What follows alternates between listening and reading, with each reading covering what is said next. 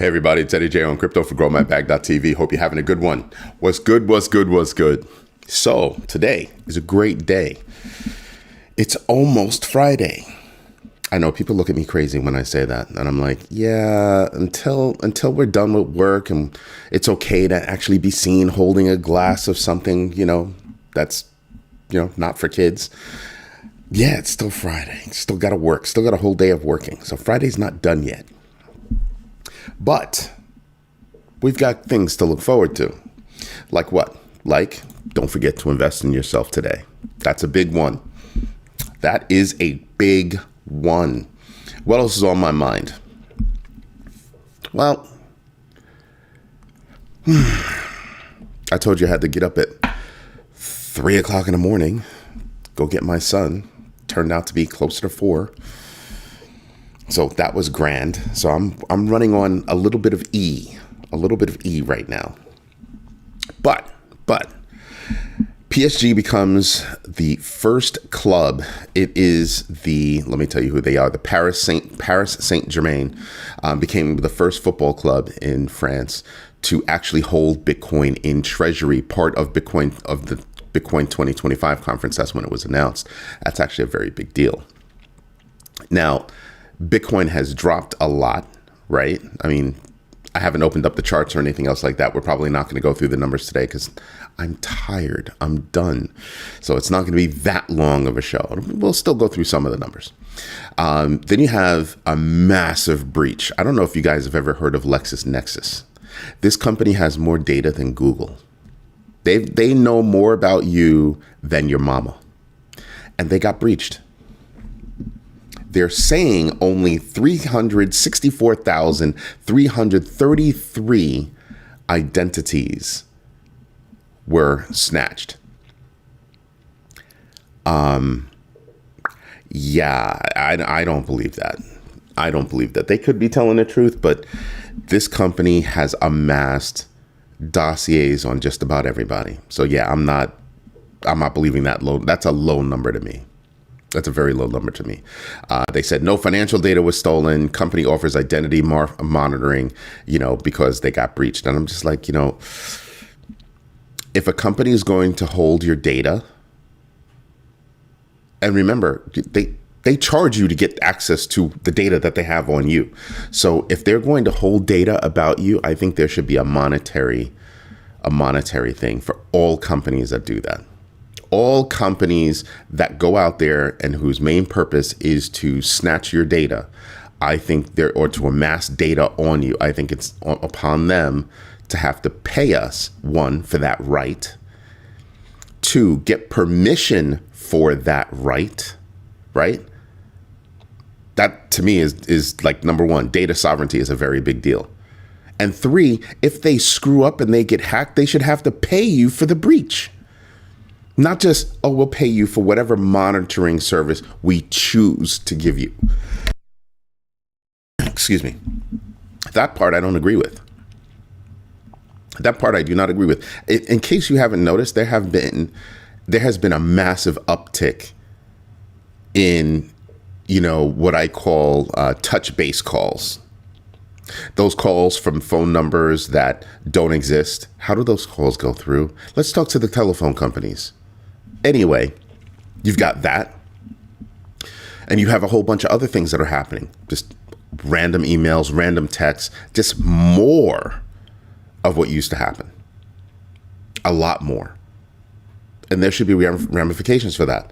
Why can't the phone companies stop these companies from texting you, from showing fake numbers when they call up? Because when you call the number back, it's doo-doo-doo. That number doesn't exist. So if that number doesn't exist, how were they able to make the phone call? That says that either the telephone companies are allowing them, either by, that's it. The telephone companies are allowing that to happen, either by ignorance of not locking down the network, or by actually saying, no, you could use our network like that. I don't know which one is worse. And it affects all of our bags, because it leaves some of us open to scams, right? I mean, how many people have received texts from numbers they don't know saying that they have a parking ticket or a toll ticket and they need to come pay their toll before, legal action is taken? And you get all the way down on the message and you see the link that they want you to go to, and you sit there and you go, oh, that's fake. Because that's not a thing. Yeah. We need to fix that. We need to get on that. We need to get on that. And they're like, well, we don't read your texts and stuff like that. Then why am I getting texts from email addresses? How about you turn that off, or give me the ability to turn it off? How about you stop allowing phone calls to be made from one number that masquerade as another number? This affects our bags. It affects our bags. No single entity can handle security by itself. It's a group effort to be able to handle security. You have to manage security. The companies that you deal with have to manage security. Everybody has to deal with security. But there should come a point where if you're making money from me, I'm paying you money, you should be in charge of handling certain things. I don't take care of your network. That's not my job. I mean, unless you're paying me to. I mean, we do have that skill set. But for the most part, as a normal person, that's not my job. That's your job. It's like going to the grocery store and packing your own bags. I don't do that. And people go, why? It's so much faster to get out. Because they don't pay me. It's not my job. Somebody else is getting paid to do that, and I would rather that somebody else earn their money. I mean, you walk into some stores. I walked into Lowe's last week. I'm probably not going to go to Lowe's anymore just because of it. They don't have cashiers anymore. There was not a single cashier, all machines. Check yourself out. You done lost your mind. You done lost your mind. Unless I see a discount in that price, meaning I get paid, I'm not doing that. So skip Lowe's. You can forget that. Nope. Lowe's, you suck. Go get yourself some cashiers. Go get yourself some cashiers, because that's ridiculous. I'm not checking myself out unless you're giving me a discount. I don't work for you. That's not my job. That is not my job. Just saying. That's my own personal gripe. I get it. But yeah, that's not what I get paid for. So security is something I don't get paid for. I'm paying you for a service. Your service should be secure. I should be able to trust things. But no, instead, I've got to spend money, spend time to learn about security and do all the security. And what's worse is that for me to get your service, you literally say in your user agreements, we have the right to snatch your data. There's going to come a point when people aren't going to go for that anymore. They're going to start making private phone calls, not over phone lines. Most calls don't go over phone lines anyway. People are going to start changing how they make phone calls, how they communicate. And they're going to use more secure methods. Like maybe there'll be a unified messaging service that will encapsulate Microsoft Teams, WeChat, just whatever. And so that way I can use a secure app to communicate with my people. Get on the phone, be like, yo, what's up? Or get on the device, because it's a computer. It stopped being a phone a long time ago. It's a computer. And maybe that's what we do. That'd be a smart thing. Right? I think those times are coming. I think the times of companies just stealing our data and using our data for whatever the heck they want to use it for, I think those times are coming to an end. I mean, it'll still be a couple of years before fully, right? But a few years. But I think those times are coming to an end because people are tired of it. You have all of my data. Most people don't even know what LexisNexis is. To then sit there and go, oh, they have my data. What? And they have massive amounts of data on you. Like think from like the day you were born, the day you got your social security number. They know so much about you. They know where you went to school. They know what grades you got. They know Everything. You thought Google had data on you. LexisNexis is the one. They really are. Cantor Fitzgerald has launched a gold-backed Bitcoin fund with one-to-one downside protection, leveraging 25% gold rise in 2025 versus 14% Bitcoin rise. Remember what I told you? Gold is going to continue to outperform Bitcoin for at least a little while. Just saying. That's why I snatched up that PAX G. That's why I snatched it up. That's my little dry powder fund. Nothing big, just a little bit. Just put it to the side. Let's put it to the side. Again, my rule is I want to make back my money. I invest my money. I want to make back my money plus 10%, and I'll let the rest of it ride. My money, my initial capital being able to be taken out, along with an additional 10%, so that I am positive on that, right? And then I'll let the rest of it ride until I believe, like with Toncoin yesterday, that it's going to tank. I made more money with Toncoin. I had already taken out my capital, plus I took out way more than 10% in profit. And I let the rest of it ride. Well, yesterday was the day that I said, okay, we're all done with it riding now. We're all done. I'm going to take my money. It was single digit numbers in the morning when I snatched my money out of there. And it just went doo doo. And I was like, all right, that's good. And don't get me wrong, I like Toncoin. I'll get back into it maybe at some point. But there are other things I want to do. I was very light on PAX G, so I put the money in PAX G. I still have my initial and my percentage over here. That money that I pulled out of Ton, I put that in PAX G. That's OPM. That's other people's money. That's my profit. And I just have it over there. My dry powder fund. And I'll keep adding to my dry powder fund. Right? Pepe, I'm all the way in the black. I'm way in the black on Pepe. So I'm waiting. Pepe, Shiba Inu. I have a whole bunch of stuff that I have that I'm like, I'm in the black. I'm good. I'm good. I'm happily good. What am I going to do next? I'm going to wait. And then when things start coming down, I will snatch and put. That's what I plan on doing. Again, do your own research, know your entries and exits, and absolutely invest deliberately. So you know how to do your own research, or if you don't, we'll be offering a class very soon, more classes.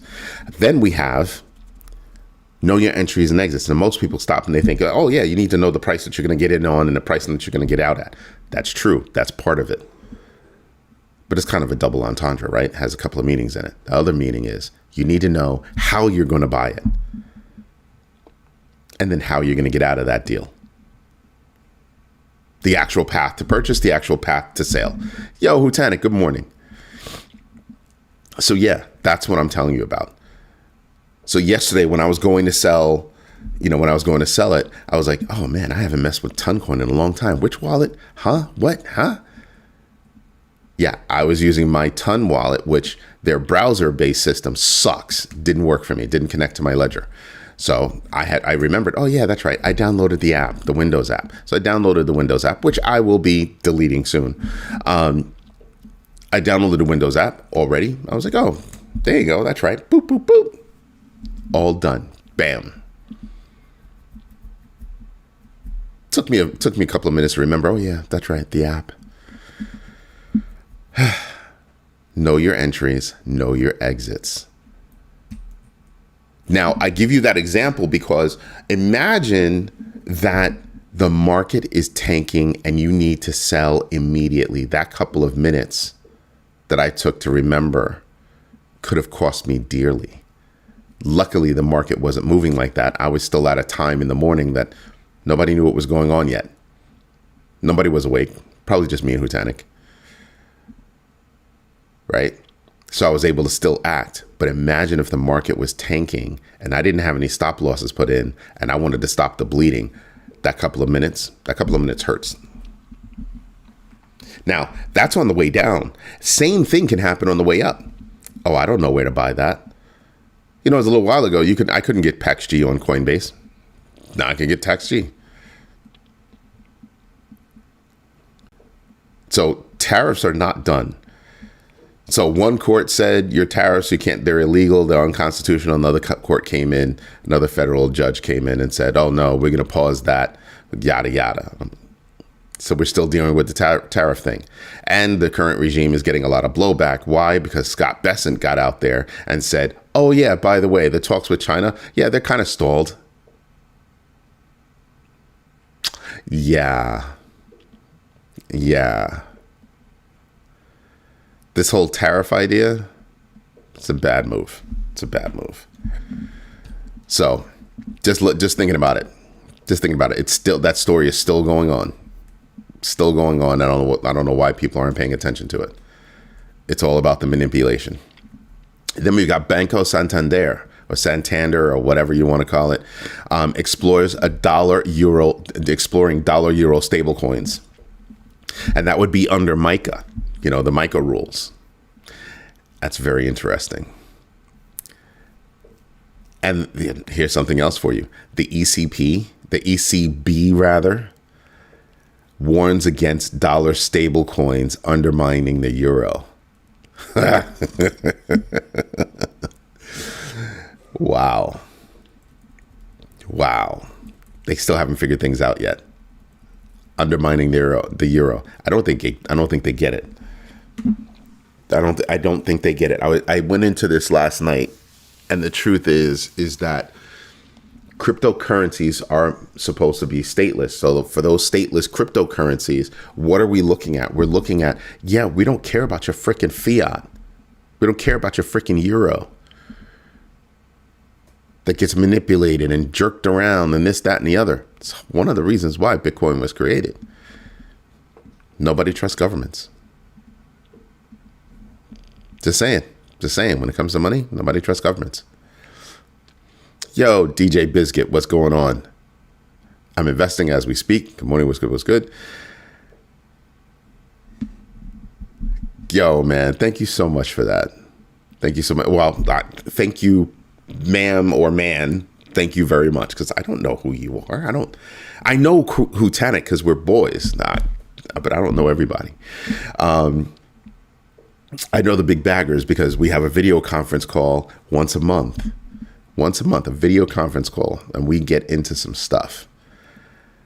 We get into it. Stocks, bonds, options, crypto, what new crypto deals we're going to have, different strategies on making money. There's a lot. He, that's what's up. You saw me struggling, right? Because it's, I want to call people what they prefer to be called. I could care less about everybody else. I'm going to call you what you want to be called. I'm just saying. Here's something I did not appreciate, and I'm actually a bit upset about it. Arkham Research, they do a lot of stuff, and Arkham exposed 97% of $60 billion in Bitcoin holdings of Michael Saylor. And I sat back and I was just like, why would you do that? You don't think that's a security risk? You don't think you just put a whole bunch of people in danger? And forget about the danger part. I'm glad you found out what wallets are theirs or his. Was that necessary for everybody to know?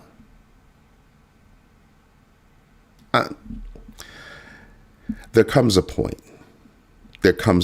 where I don't appreciate what people do. And I don't appreciate that. There comes a point where things, should mind their own business. You're the only person who consistently be on news stories and do your own research topics as much as me. Thank you. I try. Thank you very much. Rick can read the chart. So can I. I can't do everything. So I appreciate when other people do stuff. Rick can read charts. My boy Elliot can read charts. Elliot is a pro charter.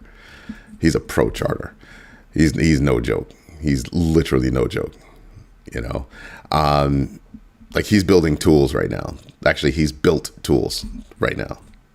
One of them, at least one of them, we're going to launch.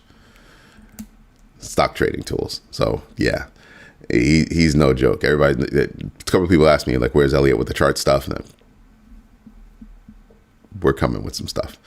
So Arkham releasing that information really ticked me off. I don't think that was cool. I don't think that was cool at all. So every time I look at Arkham, like, yeah, you do good work, but that was a bad decision. That was a very bad decision to expose certain things. That's not cool. You know. Ethereum games Realms of Illuria and Wonder Wars are both shutting down, if they haven't already. And the reason why is because they couldn't get more funding for development. I need to take a nap. And they couldn't get more funding for development. Why? In the gaming space, some companies are pulling out of building out games. And I'm sitting back and I'm kind of like, that's silly. You should actually be putting money into building games. Why? Because building a game, depending on the game, you have a lot of opportunity to get people into the metaverse. And depending on what they're doing, you have a lot of ad opportunities in the metaverse. There are a lot of ways to make money doing that stuff. I'm just like, yeah. I mean, you'd have to look at the numbers. Are the games, are the games popular? Who knows? But I think there's going to be a new onslaught of games coming soon, frankly. Especially when you think about artificial intelligence and how games can be made and how much more cheaper things can happen. It's going to be interesting to see things going forward. Many of your own suspicions about which one, Arkham or LexisNexis? Okay, so over the past few days, I've been telling you guys about different hacks that have happened over the past little bit of time. LexisNexis does not need any other hack to happen for them to have a full-blown picture. LexisNexis has a full-blown picture of who you are. But imagine all those other hacks that I told you about that happened.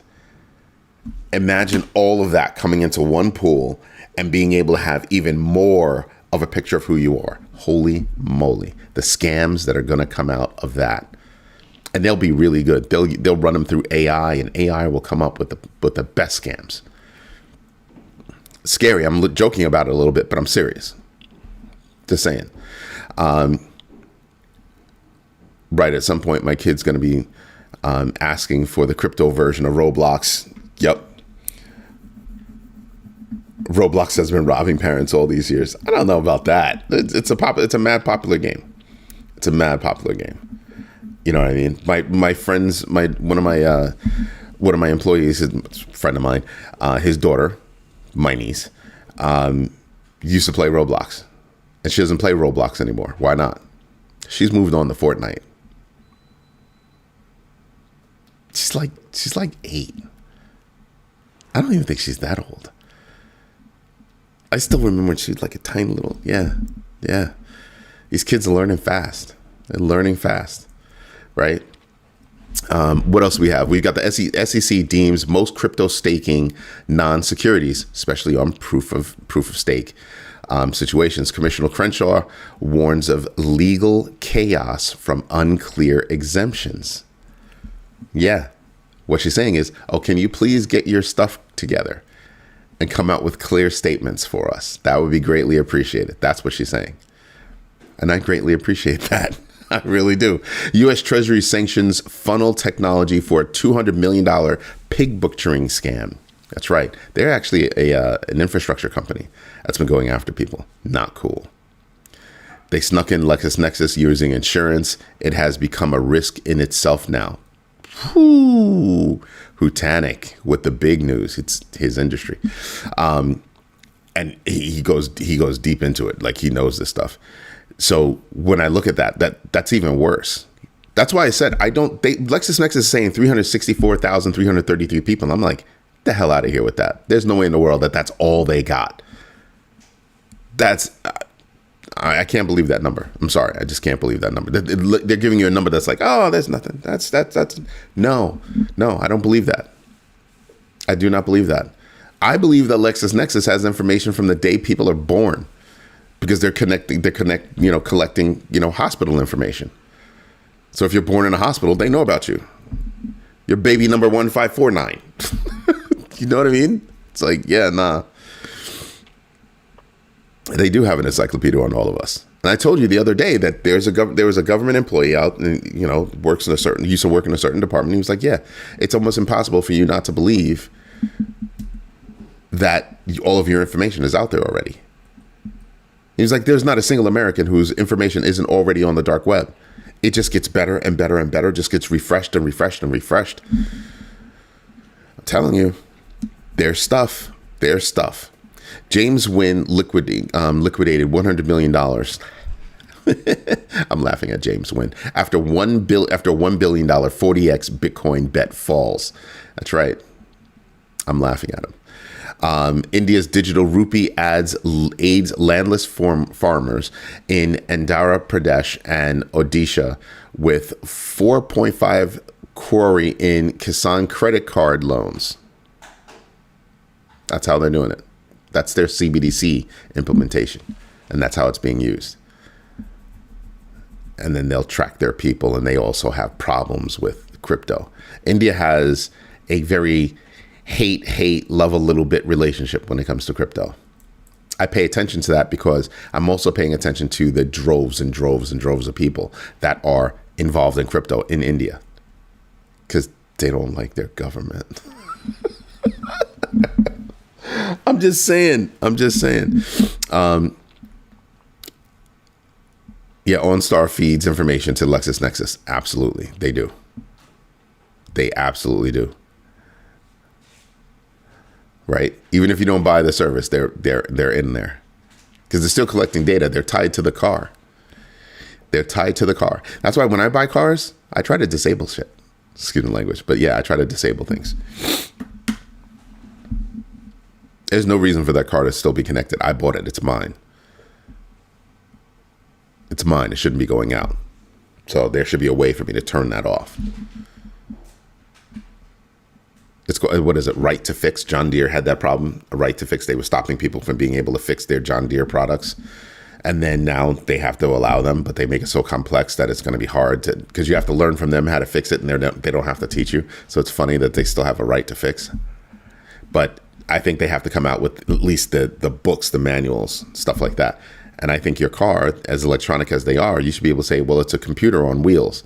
So if it's a computer on wheels, I don't need it phoning home where I'm at, all these other things. It need not do that. Again, stealing our data without our permission. And they'll say, no, it's in the user agreement. No. You should be able to opt out. You should be able to turn that off. And what they do is they say, well, if you turn it off, you're going to lose these services. Well, screw you and your services. Don't need that service. I keep getting mail, literally mail, regular snail mail from Sirius because I got a new car. Listen, I don't want Sirius. I don't need you. Please stop emailing me. Take your garbage, stop killing trees, keep it to yourself. I don't need you. I have a phone. I have a computer right here. It's got music on it. It's got everything I need on it. Don't need you. Your business is done, whether you choose to believe it or not. Your business is done. It really is. Anybody investing in Sirius, I think you have a serious problem. That not meant to be a pun. Just saying, I think people should stop and think about that. What else do we have? We've got Central African Republic tokenizes 1,700 hectares of land because they're tokenizing their land. Tokenizing titles. They'll know who's on it, who's not on it, all that good stuff. Pay attention. I keep telling people, we like to call countries, oh, that's a third world country. That's a third world problem. These third world countries, right? So-called third world countries are making huge steps leapfrogging these first world countries. Yeah. Becoming self-sustaining, independent. Don't need the colonizers. Don't need the colonizer mentality.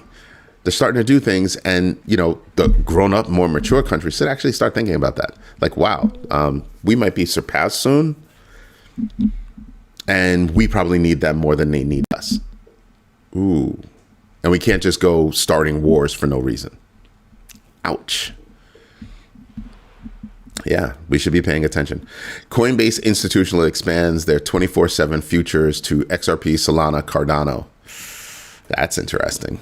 And adds silver and natural gas commodities. That's very interesting. So yeah. So we do have the tariffs coming back. We've got LexisNexis being hacked. We've got Arkham exposing information that they shouldn't ought to have exposed. We've got the Treasury sanctioning some company, and a telecommunications company in another country because they were in on scams. India doesn't know what it's doing with regard to CBDCs. They're pushing forward with their digital rupee. We've got not such great news. Powell met with Trump, though. Powell met with him. Probably tell him, hey, guy, this is how it works. Non-political. We can't take your political views. What your politics are, that's good. I got to do what I got to do. Don't like it? That's fine. I think as charming as Trump is, Trump tries to be known for, I bet you that conversation we had Powell with that face, that poker face. I would never want to play poker with that guy. He probably sat there looking at him just like this. Completely straight-faced and completely like, well, it is what it is. And, Trump could have been, whining, crying, whatever. And he probably just sat there just looking at him. Looking at the Lord of Chaos, thinking about what he has to do with his job. That he's got to handle two things, jobs and inflation. Jobs and inflation. A lot of people don't get that. They think that, oh no, he's just in charge of inflation. No. Jobs and inflation. And they never move in the same direction. A decision for one is going to mean a bad decision for the other. It's just how it is. So I'm sitting back and I'm just going, there's something else that we have to contend with. So this morning, we don't have a lot of good news. I'm sorry. We don't have a lot of good news at all. Let me refresh this page. Where's Bitcoin at this morning? What 105,902 is where we're at with Bitcoin right now. Is anybody up huge? Not really. There's nothing really huge going on. Let's go over to the crypto tracker. Let's see what's going on there. Again, you guys don't tell me that I don't have the watermark on. You people hurt my feelings. I'm going to cry. No, really, I just have bad sniffles. My voice is still messed up. We're going to push this one, scoot over here. And let's look at losers. Let's see. Yeah, Mantra's just getting pummeled. Mantra's done. Mantra is done. I mean, it's got a GMBX factor of 25.79. Mantra's done. It's toast. It's cooked. Finito. AI 16Z has a GMBX factor 8.74. It's down 13%. Holy moly. Let's see. Got a lot of meme coins that are down. Pancake Swap is down 12.54%. It's got a GMBX factor of 17.02. I'm having an understanding like why cake exists, but that's just me. Bonk is down 11.77%. It's got a GMBX factor of 2.29. Do I think I can make money off of that? Yes, I do. I think if I got into Bonk right now, at some point over the next little bit, I'd be making money off of Bonk. Radium is down 11.66. Got a GMBX factor of 5.26. I don't know. Like, what purpose do they serve as being the entry point? Used to be the entry point for Pump.fund. Now they have their own, launch platform. I don't know about that. I just don't know. Arbitrum is down 11.57. Got a GMBX factor of 5.43. Optimism is down 11.22. GMBX factor 6.02. Both of them, I think, are projects that are good, actually really good. I'm not going to play. They're really good. I think they're hurting, though. And I don't know that they've figured out a way out of this problem that they're having. I don't know yet. The goal is to not look at my portfolio till Monday. Yeah, no, I manage my portfolio on a daily. Why? Because if I didn't manage my portfolio on a daily, I wouldn't have made money yesterday. Ta-da! Do your own research, know your entries and exits, and absolutely invest deliberately. And don't forget, investing isn't just investing. It's knowing when to take your money in and out. Just saying. Just saying. Just putting that out there for you. ENS down 11.097%. GMBX factor 2.76. Yeah, I have a lot of domain names on the Ethereum name service. The same way I have domains on the other one. I don't care. I want them. That's the way it works. Anybody else I'm paying attention to here? Brett is down 10.93%. GMBX factor of 2.87. Pungy Penguins is down 10.85. GBX factor of 5.19. Floki is down 10.62%. GMBX factor of 2.72. I'm waiting on Floki. I'm not getting rid of Floki yet. But I'm telling you, I'm watching. I only have a couple of memes left. I only have a few memes left. And I'm watching those memes. Just saying. Frud Rule 1. Yep. But yeah, I'm paying attention to everything that's out there right now. I really am. Why? Because a little bit of news here, a little bit of news there. People are going to be looking for places where they've got havens of safety. And I'm just saying, Bitcoin can be one. Cryptos are another. Is a big space. Gold is another. Somebody asked about if there's a PAX G, is there one for silver? I don't know. I haven't done any research on it because I don't care about silver. I just don't.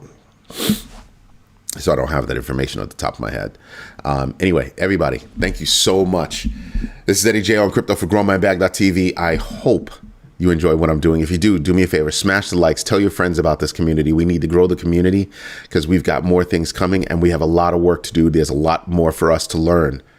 Thank you for your time. Thank you for your patience. And as always, absolutely, thank you for your trust. Everybody have a great day. Bye-bye.